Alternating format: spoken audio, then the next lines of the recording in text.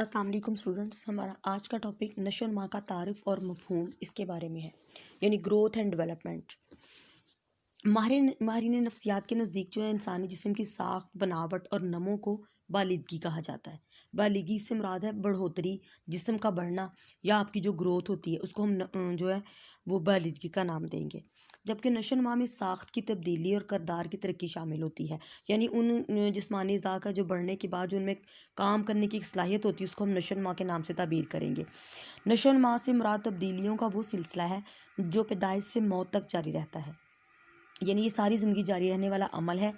ये तब्दीलियाँ मुस्तकिल नोयत और मुनज़्ज़म सूरत में होती हैं, यानी ये तब्दीलियाँ जो है हमेशा कायम रहती हैं और कभी ये चेंज नहीं हो सकती। यानी एक दफ़ा जो इंसान की बॉडी में चेंज आ जाता है वो बाद में चेंज नहीं होगा।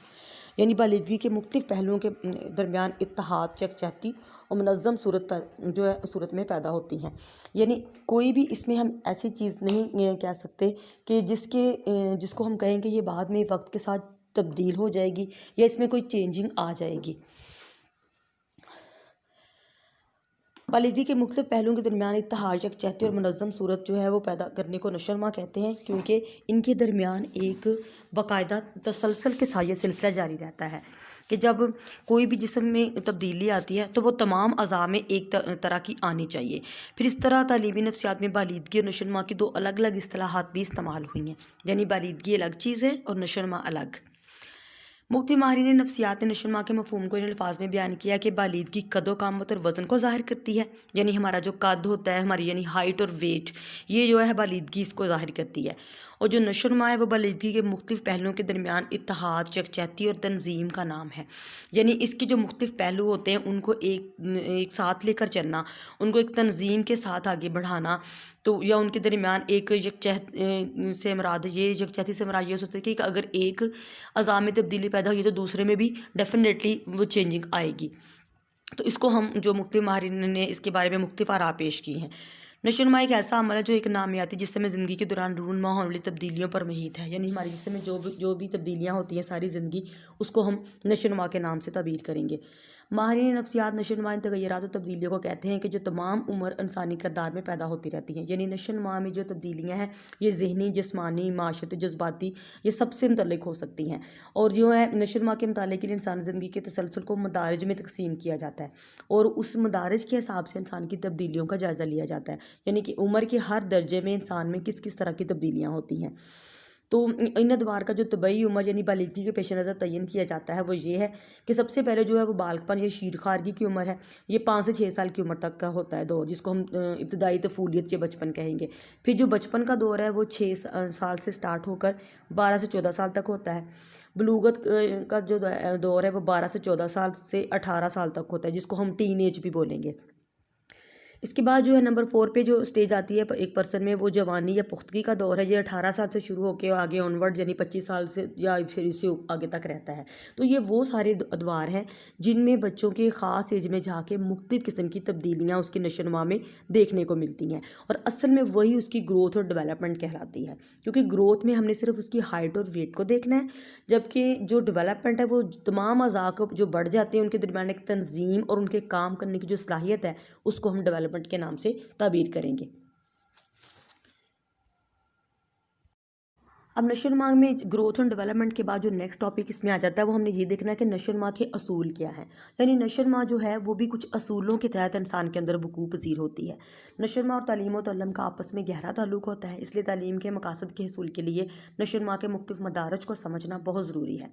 नशो नुमा के असूलों को मंदरजा झैल उन्वानात के तहत समझा जा सकता है, जिसमें हम ये कह सकते हैं कि नशो नुमा एक मुसलसल अमल का नाम है, यानी ये एक सारी उम्र जारी रहता है। ये माँ के पेट से स्टार्ट हो जाता है और सारी ज़िंदगी जब तक इंसान चलता फिरता उठता बैठता खाता यहाँ तक कि वो उस दुनिया से चला जाता है आखिरी सांस तक ये अमल जारी रहता है। लिहाजा इसको हम एक मुसलसल अमल का नाम देंगे। ये कभी नहीं रुकता।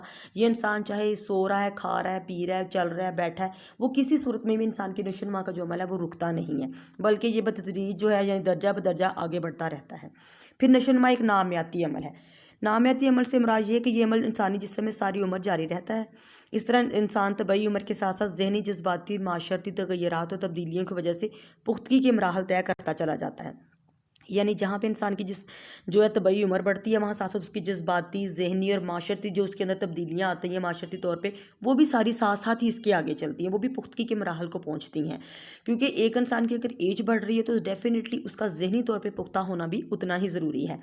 پھر نشو و نما کا ہر پہلو ایک دوسرے پر اثر انداز ہوتا ہے۔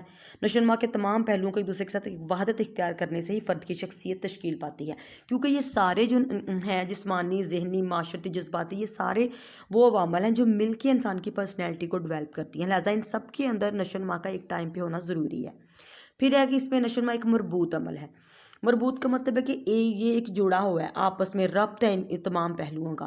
انسانی زندگی ایک وحدت ہے جسے مختلف حصوں میں تقسیم کیا جا سکتا ہے، اور نہ ہی یہ ایک دوسرے کو دوسرے جدا کیا جا سکتا ہے، یعنی اس کو ہم مختلف پارٹس میں نہیں جج کر سکتے۔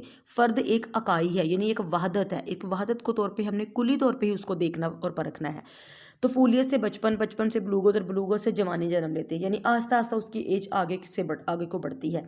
اس طرح جسمانی، ذہنی، جذباتی اور معاشرتی پہلوؤں کو بھی الگ نہیں کیا جا سکتا، بلکہ یہ سارے آپس میں ایک ربط کے طور پہ جڑے ہوتے، جسے ان کے اندر ایک ربط پایا جاتا ہے، کیونکہ جسمانی، ذہنی، جذباتی اور معاشرتی نشو و نما جو ہے وہ انسان کو ہر طریقے سے متاثر کرتی ہیں۔ فرد کی جو شخصیت ہے وہ انہی تمام جو ہے عناصر سے مل کے بنتی ہے، اور وہ انسان اپنے بارے میں جانتا ہے اور اپنے رد عمل میں اور عمل میں تھوڑی سی تبدیلی لے کر آتا ہے اپنے آپ کو معاشرے کے مطابق اپنی پرسنالٹی کو ڈھالنے میں۔ لہٰذا نیکسٹ اس میں جو آئے گا وہ نشو و نما کی رفتار میں یکسانیت نہیں ہوتی۔ یکسانیت سے مراد ہے کہ ابتدائی دور میں بچے کی جسمانی جو ہے نا نشو و نما بہت تیز ہوتی ہے، یعنی جسمانی طور پہ بچہ بہت جلدی بڑھ جاتا ہے، لیکن آئندہ 2-3 سالوں میں جسمانی نشو و نما کی رفتار سست پڑ جاتی ہے۔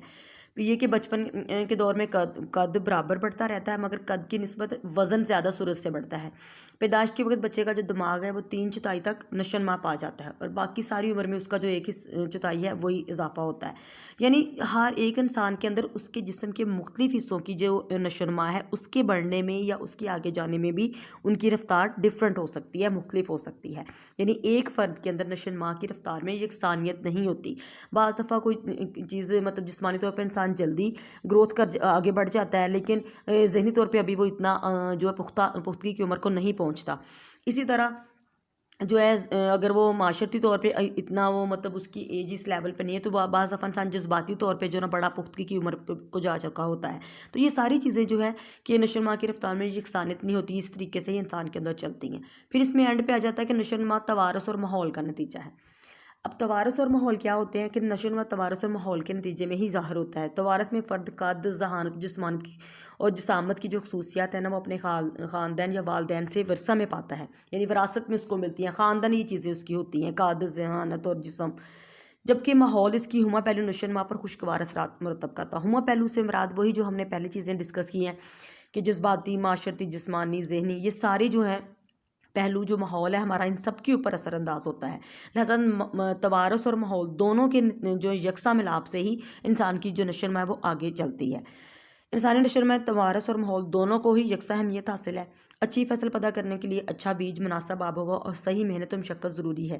اسی طرح بہتر اخلاق و کردار کی نشو و نما کے لیے عمدہ توارث اور صحت مند ماحول دونوں لازمی ہے، یعنی جس طرح ایک بیج کے لیے ہر چیز ضروری ہے، مناسب انداز میں ہوا، آب و ہوا، بیج اچھی اور جو کیا ہے صحیح محنت و مشقت اس کے لیے ضروری ہے۔ اسی طرح ایک انسان کی اخلاق و کردار کو سنوارنے کے لیے اس کی عمدہ توارث یعنی اس کے جو خاندانی خصوصیات ہیں وہ بھی بہتر ہوں، اور پھر اس کو ایک اچھا صحت مند ماحول دونوں مل جائیں، تو اس کی جو پرسنالٹی بہت اچھے طریقے سے آگے بڑھ سکتی ہے۔ اب اس میں ہم نے دیکھنا ہے کہ جو جسمانی نشو و نما ہے وہ کیا کیا ہوتی ہے۔ جسم کے مختلف حصوں کا جو بڑھنا ہوتا ہے وہ یا پھلنا پھولنا، اس کو ہم جسمانی نشو و نما کہتے ہیں، یعنی اس کو ہم جسمانی نشو و نما سے تعبیر کریں گے۔ جسم کی بناوٹ اور اس کے اعضاء کی تکمیل اور جسمانی نشو و نما کے نتیجے میں واقع ہوتی ہے۔ جسمانی نشو و نما میں باقی تمام پہلوؤں کی نشو و نما کے لیے بنیاد فراہم کرتی ہے، کیونکہ اگر ہم فزیکلی فٹ ہیں تو ڈیفینیٹلی ہمارے باقی تمام پہلو بھی اس کے مطابق ہی آگے چلیں گے۔ انسانی زندگی اس نشو و نما کو بہت اہمیت حاصل ہے۔ جب کوئی فرد ہمارے سامنے آتا ہے تو ہم سب سے پہلے اس کی جو ظاہری جسمانی تاثر ہے نا اس کے متعلق کوئی رائے قائم کرتے ہیں، یعنی ہم کسی کی پرسنالٹی کو اگر جج کرنے لگتے ہیں تو سب سے پہلے ہم اس کی فزیکل اپیرنس یا اس کی یعنی جسمانی حالت اس کو دیکھتے ہیں۔ یعنی ایک خلیہ سے اپنی زندگی کا آغاز کرنے والا فرد بلوغت میں پہنچ کر ایک حسین و جمیل انسان کی صورت اختیار کر جاتا ہے۔ اسی طرح اس کے نتیجے پتہ چلتا ہے کہ انسان فرد کے جو ہے کردار، رویے، جذباتی کردار، اس کی جسمانی حالت، سب کچھ اسی سے پیدا ہوتے ہیں۔ قد، وزن اور جسمانی خد و خال بچوں کے باہمی تعلقات اور جذباتی رویوں کی تشکیل کو بہت زیادہ متاثر کرتے ہیں، کیونکہ یہ چیزیں انسان کی جذباتی نشوونما پہ بہت زیادہ اثر انداز ہوتی ہیں۔